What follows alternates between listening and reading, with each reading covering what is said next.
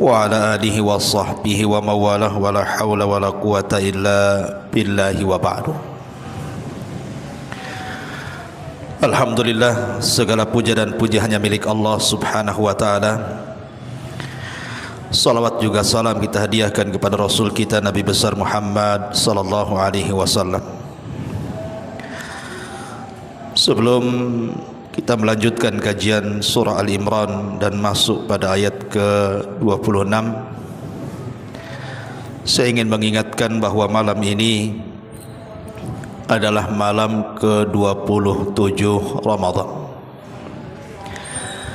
Dan mayoritas para ulama mereka menguatkan bahawa Lailatul Qadar itu di tanggal 27. Itu mayoritas ulama. Di antara yang berpendapat Lailatul Qadar itu pada tanggal 27 adalah sahabat Ubay ibn Ka'ab, kemudian Abdullah ibn Abbas radhiyallahu anhuma, kemudian juga Muawiyah ibn Abi Sufyan yang hadisnya mauquf dan terdapat dalam kitab Bulughul Maram. Bahkan Imam Syafi'i Muhammad ibn Idris ma'ruf Imam Syafi'i, imam besar madhab Syafi'i, juga yang menguatkan bahawa Lailatul Qadar itu pada tanggal 27. Dan banyak para ulama juga yang menguatkan pada tanggal 27. Mereka berdalil dengan beberapa asar dan juga beberapa dalil dari hadis Nabi SAW, termasuk juga sebagian mereka berdalil dengan huruf dan juga kalimat dalam suratul Qadar. Dan saya sudah jelaskan dalam suratul Qadar itu Allah Subhanahu mengulang 3 kali kalimat Lailatul Qadar. Inna anzalnahu fi Lailatul Qadr 1. Wa ma adraka ma Lailatul Qadr 2. Lailatul Qadri khairun min alfi syahrin 3. Kalau kita hitung kalimat Lailatul Qadar, Lailatul Qadar itu 9 huruf.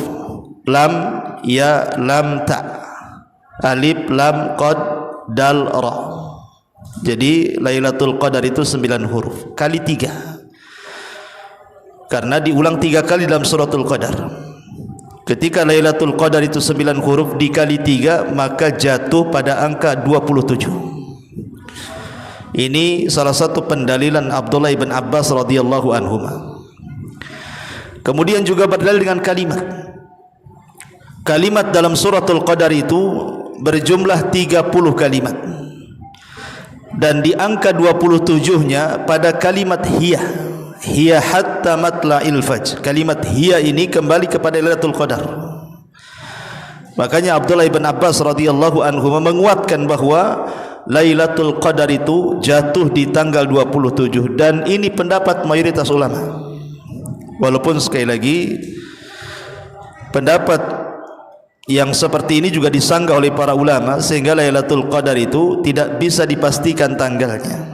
Bisa 21, bisa 23, bisa 25, bisa 27, bisa 29. Tetapi karena mayoritas ulama banyak yang menguatkan di tanggal 27, artinya malam ini malam 27, siapa tahu, kita tidak tahu. Tapi karena ada pendapat para ulama yang banyak bahwa Lailatul Qadar jatuh pada tanggal 27 dan malam ini adalah malam 27, maka Nabi SAW menganjurkan untuk memperbanyak doa, Allahumma innaka afuwun tuhibbul afwa fa'fu anna. Ini doa yang dianjurkan dibaca setiap malam Lailatul Qadar, karena isi kandungan daripada doa ini intinya adalah meminta ampun kepada Allah Subhanahu wa ta'ala akan dosa-dosa yang kita lakukan. Ini sebagai muqaddimah nasihat, karena malam ini malam 27.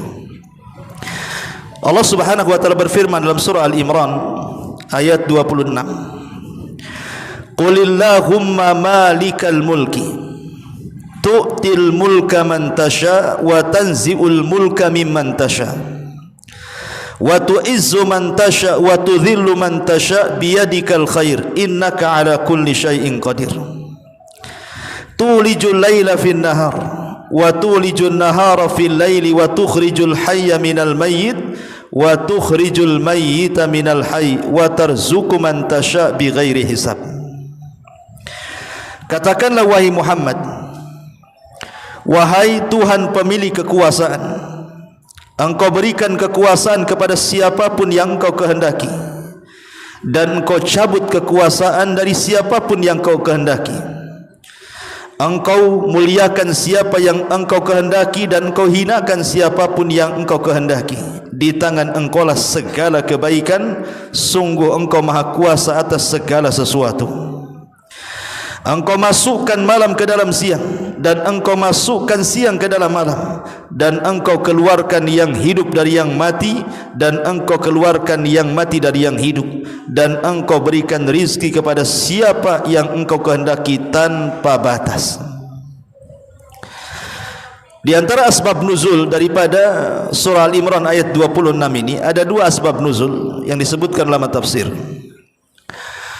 Asbab nuzul yang pertama adalah ketika Nabi SAW membebaskan kota Mekah, atau dalam bahasa sejarah disebut Fathu Makkah.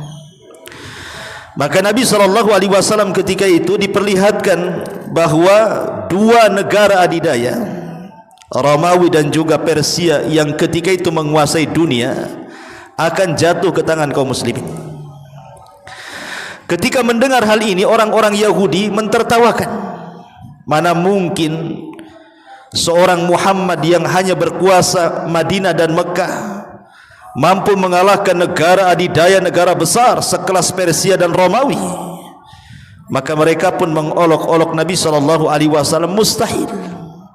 Maka ketika itu turun ayat ini, Qulillahumma malikal mulki tu'til mulka man tasha wa tanzi'ul mulka mimman tasha wa tu'izzu man tasha wa tudhillu man tasha biyadikal khair innaka ala kulli syai'in qadir. Katakan wahai Muhammad kepada mereka orang-orang Yahudi itu, wahai Tuhan pemilik kekuasaan, Engkau berikan kekuasaan kepada siapa yang Kau kehendaki, sebagaimana Kau cabut kekuasaan itu kepada siapa yang Kau kehendaki.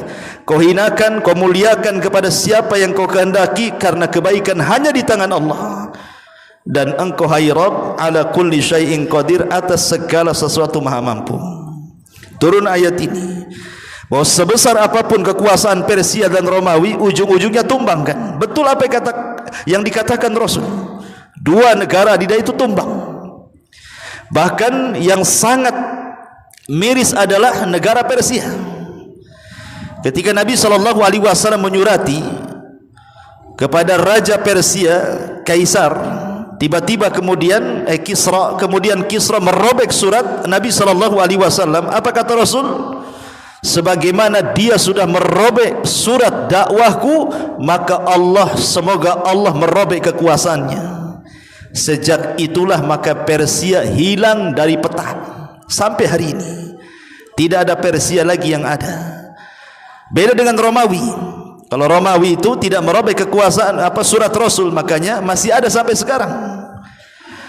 Tetapi Persia sama sekali Allah Subhanahu wa taala tumbangkan, la Kisra ila yaumil qiyamah. Tidak ada Kisra sampai kiamat dibangkitkan.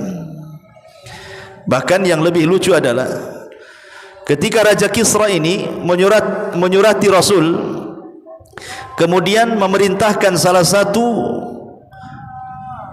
bawahannya yang ada di Yaman, karena ketika itu Yaman dikuasai oleh Persia. Lah kemudian dari Yaman diutus 3 orang untuk mengantar surat itu, surat balasan yang intinya adalah untuk membunuh Nabi. Maka Nabi SAW ketika membaca surat balasan itu tertawa. Kemudian ketika itu turun wahyu kepada Rasul dan mengatakan kepada 3 orang delegasi dari Yaman ini, malam ini Tuhanku akan membunuh Tuhanmu. Karena mereka menganggap Kisra ini Tuhan. Orang-orang Persia ini, mereka menganggap Kisra ini Tuhan. Maka Rasul mengatakan, malam ini Tuhanku akan membunuh Tuhanmu. Subhanallah. Rupanya apa yang dikatakan Rasul benar. Terjadi perebutan kekuasaan di Kisra, di Persia. Akhirnya rajanya dibunuh. Kemudian selang beberapa tahun setelahnya yang berkuasa seorang wanita keturunan dari Raja Kisra ini. Ketika Nabi SAW mendengar bahwa yang berkuasa adalah seorang wanita, maka Rasul mengatakan tidak akan beruntung sebuah kerajaan kalau dipimpin oleh seorang wanita. La yuflihu qaumun walau amrahum imra'atan. Tidak akan sukses sebuah kaum kalau dipimpin seorang wanita. Maka setelah Rasulullah SAW bersabda seperti itu, akhirnya kemudian rebutan kekuasaan sampai hancur Kisra, dan sampai hari ini tidak ada Kisra di permukaan bumi. Dari sini menunjukkan apa? Allah akan meletakkan kekuasaan sesuai dengan yang dikehendaki, mencabut pun sesuai dengan kehendaknya. Begitu juga Romawi tumbang. Bahkan di zaman Umar bin Khattab radhiyallahu an, Romawi juga takluk di tangan kaum muslimin. Dan ini membuktikan bahwa kekuasaan itu hanya milik Allah Subhanahu wa taala. Ini satu asbab nuzul. Asbab nuzul yang kedua, karena konteks ayat ini sudah saya ulang-ulang bahwa surah Ali Imran ini dari ayat 1 sampai ayat 80 atau 83 itu bicara soal dialog Rasul dengan Nasrani Najran. Jadi ayat 26 sampai 27 ini ingin membatalkan atau menggugurkan ketuhanan Isa, bahwa Isa itu bukan Tuhan. Makanya Allah Subhanahu wa taala mengatakan, "Qulillahumma malikal mulki tu'til mulka man tasha wa tanzi'ul mulka mimman tasha wa tu'izzu man tasha wa tudhillu man tasha biyadikal khair innaka ala kulli syai'in qadir tulijul laila fin nahar wa tulijun nahara fil lail wa tukhrijul hayya minal mayyit wa tukhrijul mayyita minal hayy wa tarzuqu man tasha bighairi hisab." Seolah-olah ayat ini mengatakan bahwa Isa bukan Tuhan, Isa bukan anak Tuhan, Isa bukan satu di antara tiga Tuhan, karena tidak ada sifat-sifat ketuhanan. Maksudnya apa? Di sini Allah mengatakan Allah lah yang memberikan kekuasaan sesuai dengan kehendaknya. Allah juga mencabut kekuasaan sesuai dengan yang dikehendakinya. Apakah Isa sanggup melakukan seperti ini? Tidak. Buktinya dia tidak bisa melawan orang-orang Romawi di zamannya. Ketika dikepung markas atau rumahnya, dia diangkat ke langit. Kemudian juga Allah Subhanahu wa taala memuliakan sesuai dengan kehendaknya dan menghinakan juga sesuai dengan kehendaknya. Apakah Isa bisa melakukannya? Tidak bisa. Lebih-lebih Allah mengatakan biyadikal khair, di tangannya kebaikan. Isa tidak punya kebaikan. Semua kebaikan itu di tangan Allah. Innaka ala kulli syai'in qadir. Kemudian Allah mengatakan tulijul laila fin nahar wa tulijun nahara fil lail. Allah masukkan malam ke siang, siang ke malam. Isa bisa melakukannya? Tidak bisa. Yang memutarkan siang dan malam itu Allah. Isa tidak bisa memutarkan ada siang ada malam. Termasuk wa tukhrijul hayya minal mayyit wa tukhrijul mayyita minal hayy, mengeluarkan yang mati dari yang hidup, dari yang hidup dari yang mati. Tidak bisa kecuali Allah. Yang menghidupkan, yang mematikan Allah. Isa tidak bisa menghidupkan dan mematikan. Wa tarzuqu man tasha bighairi hisab, dan Isa pun tidak bisa memberikan rizki. Ia pun diberikan rizki oleh Allah Subhanahu wa taala. Maka ayat ini membatalkan ketuhanan Isa bin Maryam. Nah, ini juga diantara asbab yang kedua adalah ayat ini karena dialog konteksnya Rasul dengan orang-orang Nasrani Najran, seolah-olah Allah turunkan 26 sampai 27 ini hendak membatalkan bahwa Isa bukan Tuhan. Ini diantara dua asbab nuzul surah Al-Imran ayat 26 dan 27. Satu hari di zaman Rasul, Nabi SAW berpapasan dengan seorang sahabat, Mu'adz bin Jabal radhiyallahu anhu. Mu'adz ini murung, seolah-olah banyak masalah. Maka Nabi SAW bertanya, riwayat ini dihasankan oleh Syekh Nasiruddin Al-Albani rahimahullahu ta'ala. Jadi Mu'adz ini ditanya Nabi, ada apa? Kenapa kau murung hari ini wahai Mu'adz? Kata Mu'adz bin Jabal radhiyallahu an, duyunun wa humumun ya Rasulullah. Banyak kali hutang yang menumpuk padaku dan kebingungan yang menimpaku wahai Rasul.